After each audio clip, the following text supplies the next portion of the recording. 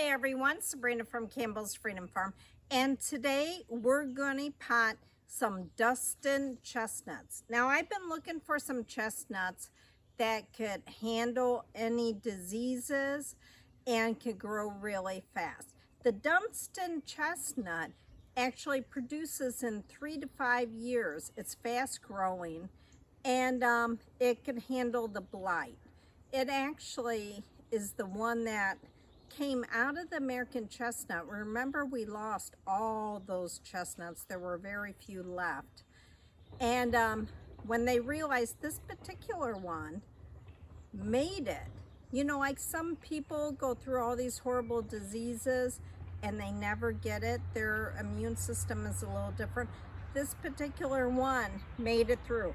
So then it was introduced, well, it was crossbred with 3 other types of Chinese chestnuts. So you have the American and 3 Chinese chestnuts. The result, large chestnuts, fast growing, and it's blight free. So the only issue I have is I can't put these in the ground. Can you see this? I got these at Walmart. It actually fell over. So I potted one of them. There's no roots. The problem with some of these people, they give them so much nitrogen that it grows really fast with no roots at all. So I'm going to pot them for the rest of the year, and I'll analyze whether they could go in the ground this fall. Okay, so I have my container, and if you're trying to plant something, basically I've already done a mixture of, since it's going into a pot, raised bed, stay green potting soil, and the tree and shrub. So I could have done this, but since it's going into container, it needs all the other nutrients. Okay, so let me see if I get this out of here without it breaking anymore. I mean, this is really sad that it's kind of sold this way.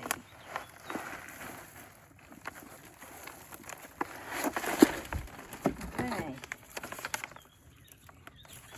The question is, will it stand? I mean, sometimes you just want to knock everything off and restart. But, okay, so I'm going to just take some of this.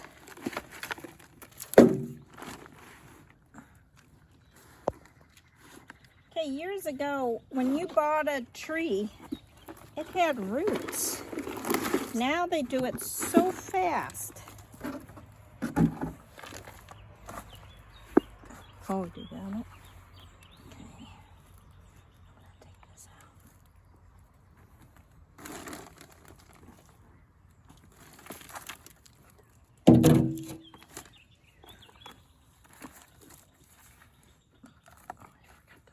Okay, it's actually standing. I know it's not going to last. So what I'll probably do, instead of a stick going up, a bamboo stick, I'll probably put cross beams going across, because literally there were no roots. I mean, you could put your hand and it's only like this.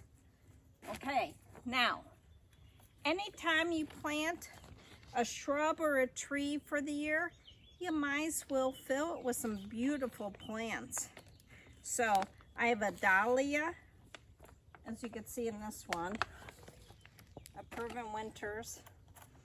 And this will actually help hold it. These dahlias get so large and they'll get up to here. And then I have some vinca. Oh, hold on a minute.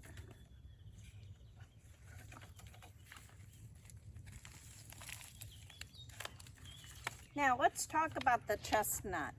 Now, the oldest chestnut in history was the 100-horse chestnut, and it's from Sicily. It actually made, I guess, 2,000 to 4,000 years old. It is the largest one. And in America, the chestnut tree actually was used for log cabins and everything else. So my log cabin that I lost to the fire, I'm wondering, if it was made out of that. So I had asked somebody that specialized in that, and they said it was not oak. So I assume it's the chestnut. Okay, now I'm putting the raspberry verbena.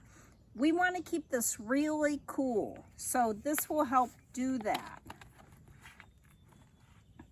Listen, I always look for opportunities to incorporate herbs or flowers, even if it's for one season. And in the end of the year, I could take these out and put them back in containers and put them in the basement and overwinter them, like I do a lot of the stuff. Okay, now let's talk about fertilization. Under no circumstance do I want a lot of nitrogen.